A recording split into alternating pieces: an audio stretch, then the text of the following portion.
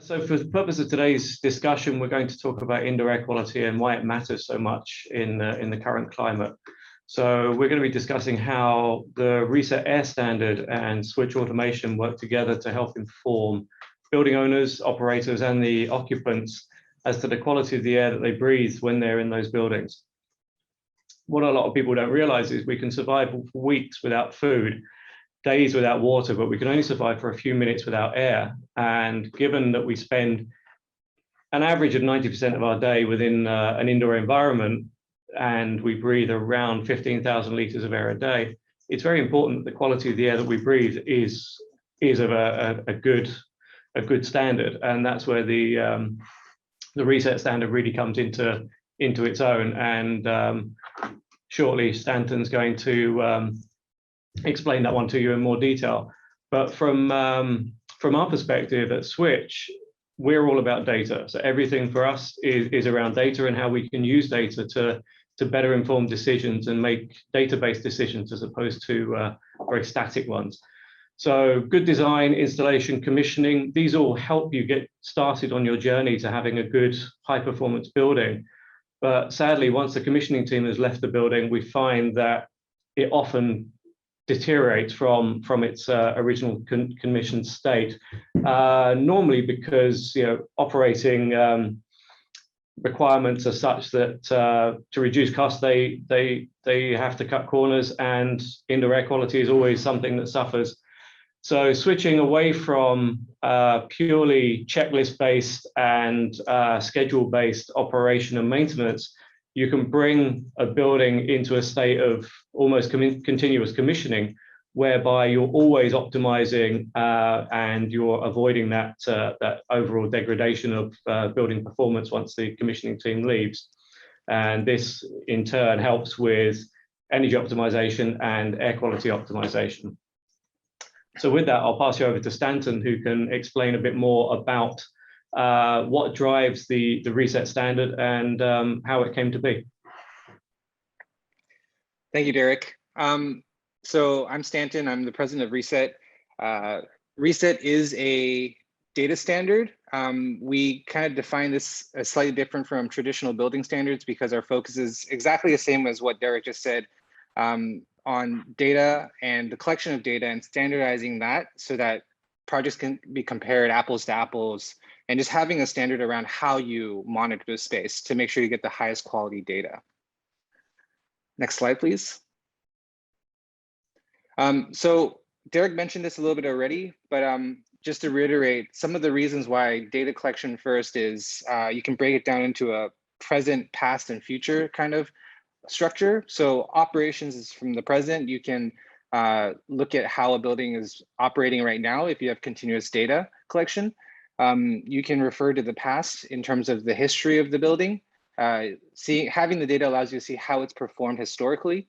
And then for the future, you can create actionable plans and optimize your solutions that you're planning to implement. To me, the most interesting one is the training. So traditionally, a lot of teams don't really consider how to leverage continuous data and just having that amount of data with them. We are definitely moving towards a future where there's going to be more and more data. So having earlier access to this data is going to help train internal teams. So just one of the fundamental quotes that we have internally is you cannot effectively solve what you cannot measure. So that's kind of where we start from. And then our purpose is to help built environments become healthier and more sustainable. And our methodology for that is data collection and continuous monitoring. And lastly, just to reiterate, Reset is focused on just two things. We are a standard, which is something that we do, and we also build assessment tools and services that are focused on just the auditing part. So what we do not do is we don't build any monitors, we don't build any client-facing data platforms like Switch automation. Our focus is just on the third-party auditing. Yeah, and that's a very good point, that it's moving away from these paper metrics and one-time metrics to operational metrics and real-time data.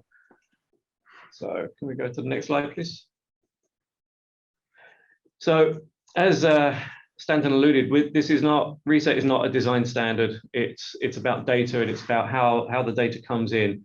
So we've all worked with one-off design-based standards such as LEED, or periodic review standards such as WELL, and they led the charge in improving buildings, improving the materials that go into buildings and the way that buildings are commissioned and managed. What Reset does is it takes things to the next level, and it goes into continuous compliance and continuous monitoring, and that orgs very well with Switch, who are, everything we do is based on data, bringing in data continuously and constantly looking to see how we can improve the operation of the systems within a building to overall improve the experience for the owners and the occupants. So I'll put you back to Stanton for the next slides. So Reset cares a lot about data. We've broken down data into 3 pieces, and this is something that we've considered after pushing towards continuous monitoring. There's 3 parts. One is completeness. How much data are you collecting? Is all the data there? This is coming from the perspective of, if you're continuously monitoring, you want to make sure that you actually collect all the data and you're not missing a large chunk of it. Quality is actually where it's most interesting, where we're looking for, is the data actually representative of what you're looking for? So is it trusted in the sense that, is it monitoring the actual space, or is it a monitor in a closet somewhere? And what are the quality, data quality collected by the monitors itself? So is the hardware tested? Is it actually able to perform up to standard, et cetera? And lastly, performance is the most normal piece of data, which is how well is the space performing? What does the data say? Completeness and quality is by far the most interesting, because that's traditionally not what's not been as available. And our general goal with this structure is to make sure that the data collected is trusted, actionable, and relevant to the space. And that's where you have the benefit of having certified monitors and certified individuals choosing the locations of those monitors, and then the data being sourced and routed through an accredited data provider to ensure that there's no loss or data integrity issues. Now, currently, as of today, the Reset Air standard is the main standard that Reset is focusing on, but they're about to release some further standards that go beyond Air, and I'll let Stanton talk to those for a bit. Yeah, so this just be really quick, because our focus is on Air today, but with the whole data piece, we are expanding to look at for operating, also water, energy, and circularity. We just had drafts released for those 3 2 weeks ago, I think. And then we're also, one other piece of healthy buildings is also materials. So we're going to have a standard for how to collect materials information and score that sometime in the next month. Excellent. And what a lot of people don't realize is the importance of materials when it comes to the building fabric and the quality of the air within the building once it's occupied. Because if you don't select your materials correctly, and you don't pay attention to what the component elements of those materials are, and be it furniture or carpets, you can actually be bringing a lot of contaminants into your building, which the operations team are going to spend the next 18 to 36 months trying to mitigate against, in order to get their air quality back to where it should be. So this is one area where the Reset standard really helps the building owners when they do a core and shell type construction, for example.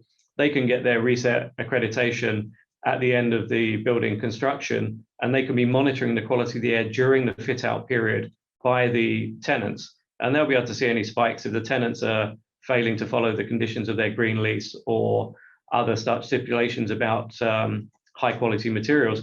They'll see that in their air quality change, and they'll be able to take action before it becomes a problem, and before that those contaminants become deeply ingrained within the building. So back to Stanton to talk about the Reset Air standard. So a quick summary of what the Reset Air standard is. The goal of the Reset Air standard really is to see the invisible. The the idea behind it started really while we were in China. There was a lot of talk about PM 2.5 outdoors, and everyone knew that outdoor air quality was an issue, but very few people understood that indoor air quality is typically worse than outdoor air quality. One reason is because PM 2.5, most building envelopes are not completely airtight. So there will be outdoor air quality seeping into the indoor, which means that, and typically indoor environments are negatively pressurized. So whatever the outdoor air quality is for PM 2.5, that's what the indoor air quality will be after a certain amount of time. What is added within indoor air quality is exactly what Derek just said, materials. So TVOC off-gassing is a very common issue in a lot of indoor environments. And compounding that with particulate matter and also high levels of CO2 can make indoor air quality worse, significantly worse than outdoor air. So what we're trying to do with Reset Air is essentially have a structure for how you would monitor space for the highest quality data and to track these things so that you can actually optimize for the indoor air quality without just guesswork. Yeah, and here in Singapore, people are very aware of PM 2.5 because of haze events with burning woodlands in Indonesia and Malaysia, and the subsequent pollution that blows across into Singapore. But it's only recently with the current pandemic that people have actually become a lot more aware of the quality of the air in the building. And we get a lot of people asking about the efficiency of the filters in the building, what's happening about air circulation. There's lots of changes. Early last year, we had lots of people coming to us asking, should they increase their outside air? Should they stop doing recirculation? There was all sorts of bad science and snake oil solutions being pushed, and things such as Reset help to bring some common sense and some sanity back into the picture, where you're using science, you're using data, you're using actual readings to inform how you operate your building. And the owners that follow these plans end up not wasting loads of energy by bringing in 100% fresh air and throwing away conditioned air that they're not managing to recover any heat from. And they can take a far more intelligent and informed approach. And that work and the other work done by the Reset team has led to the development of the viral standard. And that's something that's very interesting as we go back to work now. Next slide, please. Yeah. Just to build off of what Derek said, we encountered the exact situation that Derek mentioned, where governments or somebody required that the building operate on just 100% fresh air. So one of the considerations that people don't think about a lot with air quality is that it's directly tied with energy. And energy, depending on where you are in the world, is made from either coal power plants or something that's polluting the air. So there is a negative cycle going on if you're burning a lot of energy that creates air pollution, and then you're trying to maintain good indoor air quality while there's bad air quality outside. We did research onto a viral index, and the goal of this is to look at research papers that have looked at how viruses transfer through the air, and use air quality parameters that are already being measured to kind of estimate how likely airborne viruses can be transmitted. And so we're looking at PM 2.5, CO2, temperature, and humidity, and breaking that down into virus survivability, immune system health, PM 2.5 health impact, and the potential viral dosage as ways to estimate whether or not the building is fully optimized for minimizing viral transmission in the air. This index doesn't say that there's no risk, because what it's saying is the building has done everything it's done or it's capable of doing. Everything else is going to be something that can't be controlled by the building anymore. So for example, if someone does have the virus and goes in and talks to people, there's really nothing you can do about that unless they wear a mask or something along those lines. But at the very least, the building has done everything it can to minimize viral transmission. Okay, so next slide, please. Yeah, so we talked about research at Reset and the work that they've done, and we're going to touch briefly on Switch and what it is we do. Our goal is to make every building smart. So a lot of the buildings that we work with globally are not brand new buildings. They haven't been built in the last couple of years using the latest technology. So we're taking older stock buildings and adding in levels of intelligence to them that they wouldn't ordinarily have, which means that we can bring the power of a modern building and all the data that it contains to operators of existing building stock to bring them up to a more modern standard. So the idea is to make buildings more efficient, to reduce the carbon footprint of the buildings, which is one of the major energy hogs globally is powering and cooling buildings. So the more efficient we can make the buildings, the more informed we can make the owners of the buildings, then we can guide the design and construction of buildings moving forward to make them as efficient as they can be. And to that, data is everything. So we harness not just the typical building automation systems, but we cross over into tenancy, occupant comfort platforms, access control platforms, meeting room booking systems, and even down to the Wi-Fi systems to bring disparate levels of data together to add new intelligence to it and help the owners to really understand what's going on in their buildings. Next slide, please. So this is, again, just talking about how we do our work. We bring data in from all these different systems. We've already developed lots of logic libraries that we can apply very quickly to different equipment groups, which allows for very fast FDD or fault detection and diagnostics. And by having this, it allows us to automate the alert process. So instead of having somebody in a control room somewhere waiting for an alarm to come in, the system can trigger alerts in advance of that, and you can offset a problem before it becomes a tenant comfort issue or a life safety issue. Again, the only way we can do this is by connecting data, and everything we do is about data. We bring all the data together. So if you've got multiple buildings on your portfolio, you can start to review the buildings in an apples and apples manner, where regardless of the building control system or the age of the building, we can normalize the data such that you can see it in a very straightforward manner, and you can understand which of your buildings are high performing and which of your buildings require some attention. So this really helps to guide owners on the journey to make their buildings the best they can be. Next slide, please. So this would be a typical workspace or dashboard that we would have to inform the users. If you're working within our platform, then this is interactive. So as you hover over the green or the red areas, it will highlight where the different problems are, and then you can drill down into a floor by floor level. Next slide, please.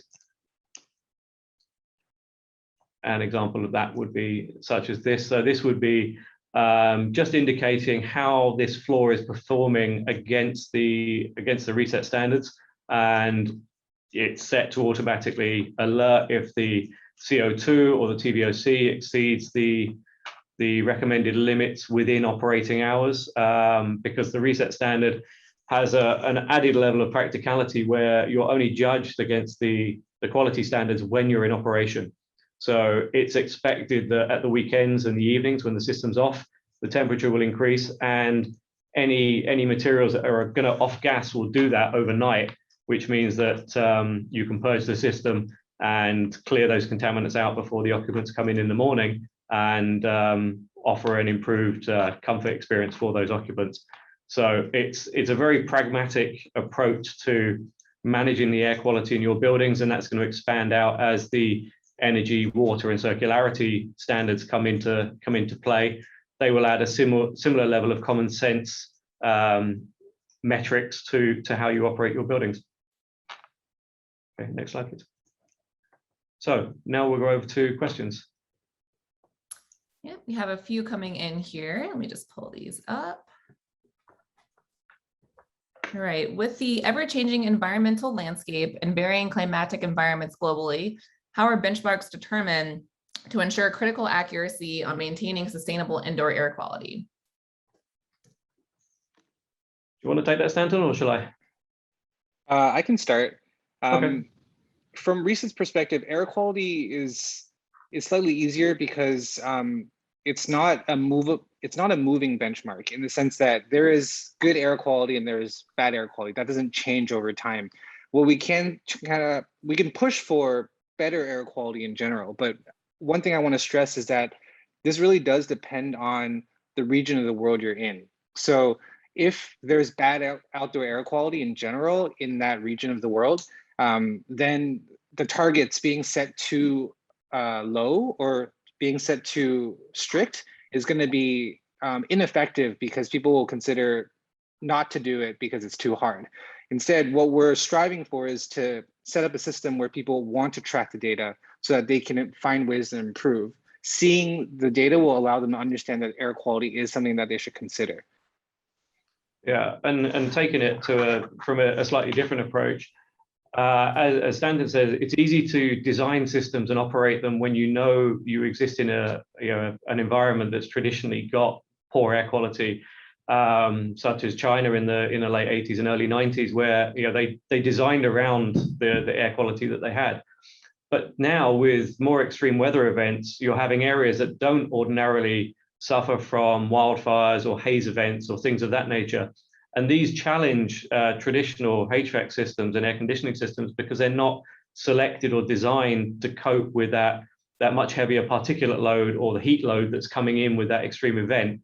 So building owners are having to adapt and modify how they approach it. So we work with people here in Singapore whereby we do enhanced monitoring of the filters, because ordinarily, if you have a haze event, the FM team go out and they replace all the filters without actually checking if the filters are overloaded and need replacing. Do they need to change the grade of the filter to a higher grade filter in order to make sure that they don't bring in contaminants during a haze event? At the moment, they're not using data to make those decisions. They're using their gut. And what we're trying to do is help them move away from gut-based decisions and go into science-based decisions. So that's the answer to that. Great.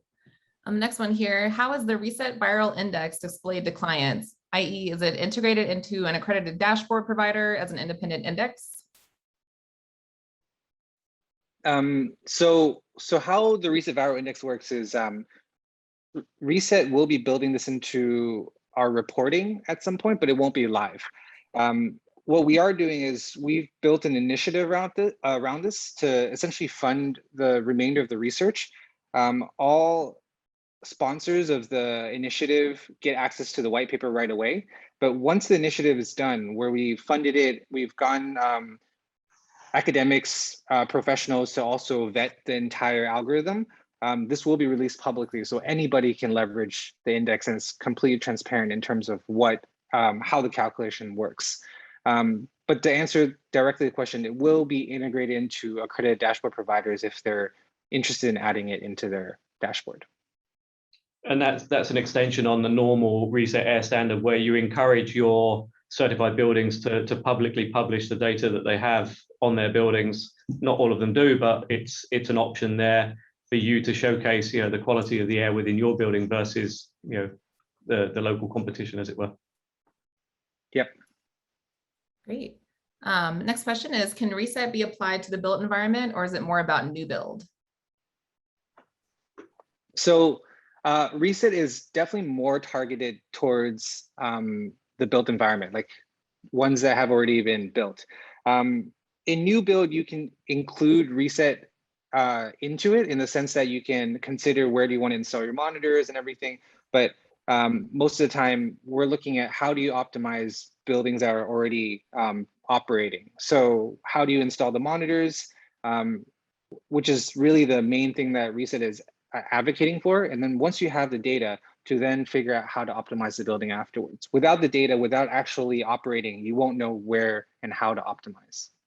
Yeah. Concrete and most building materials are very resource hungry, and a bit like cars and other things, there's a big push to replace everything with newer, greener models. But in many cases, especially with building stock, it's actually better for the environment to enhance the stock that you've got, as opposed to ripping it down and starting all over again. So the intention of these standards and what we do at Switch is to bring data to buildings that wouldn't otherwise have it, to help them inform the decisions about how they operate. Great. Next question here. To what extent does data presented by Reset enable actionable insights? Wait, sorry, I blanked out for a second. Can you repeat the question? Absolutely. To what extent does the data presented by Reset enable actionable insights? So how can you act upon what you find out? I can take that one while Stanton gathers his thoughts.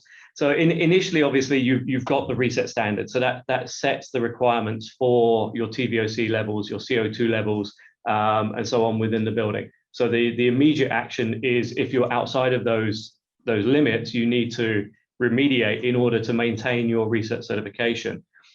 If you see that you've got consistently borderline CO2, as an example, in a meeting room, then maybe you need to look at how much fresh air is going into that meeting room, or what the current loading is in terms of that meeting room. So if it's an 8-person room, should it really be a 6-person room? And that's why you're getting these higher levels of CO2 generated over the course of a 2-hour meeting. You'll see an increase in the CO2. So you look at the metrics and you look at the trends that those metrics give you, and then see where the building's going and see what you can do to optimize. So there's lots of things that you can take away from that around how you supply air to the space to make sure you're not overcooling, undercooling, or not delivering enough fresh air. Yeah, just to add to that, our focus is obviously on continuous monitoring. So we do have requirements for how often the data is collected. From the monitor perspective, it's every 5 minutes. And then from the auditing perspective, it's the data average in the 30-minute chunks. So that gives enough specificity in the data to be able to optimize for shorter time periods. Great. So next question is, Reset is effectively proposing an industry standard. Are there any competitors putting out similar data standards? I know you mentioned there were some that were more certifications versus data. Would you say there's any competitors that are related to that? None with the building footprint that Reset already has globally. They really got the jump on the game when they started out in China, and because of the non-prescriptive approach that they take, and the fact that it doesn't, as Stanton says, if you're in an area that's got low ambient air quality, you don't get driven to these super high standards that you'd never be able to achieve. So they take a very pragmatic approach, which means that wherever you are in the world, you can achieve some level of Reset certification. So it's worth pursuing, where some of the other standards are, the bar is set so high that in terms of formaldehyde or other contaminants, you're really going to struggle to achieve it. So it just puts people off from the beginning. From what we've seen so far, there is no other standard who's actually holistically looking at just the data. There are other standards moving towards this direction. I think LEED and WELL both are moving towards like an operations standard, but they don't have requirement. They have requirements, but don't have a accreditation methodology for the monitoring equipment, for how the data gets pushed continuously. They're asking for either some kind of Excel that you submit to them every month or something along those lines to track the data. So there are going to be competing standards. It's just the focus will be slightly different because they have a more holistic focus, while our focus is purely on data. Yeah, and there is some carryover between Reset and some of the other standards, such as WELL, where they do recognize the output from the Reset platform. Correct. Great. Looks like we have time for one more here. Where can you go to find sensors and accredited providers if you want to launch a Reset program? So on the Reset website, we have a directory, and the directory includes all accredited monitors and data providers so far. So monitors is obviously the hardware itself. The data providers is the software platform that hosts your data. from the monitors. So that's where we would recommend to take a look. And then we're very open about the process on how we accredit monitors or data providers. So if there's any question about that, we can always provide answers for that. Great. And you can always, sorry, you can always come across to Switch. I'm happy to announce that we've recently become an accredited data provider. And we also have 15 accredited professionals on the team who can help with doing your certification process and guide you on the journey.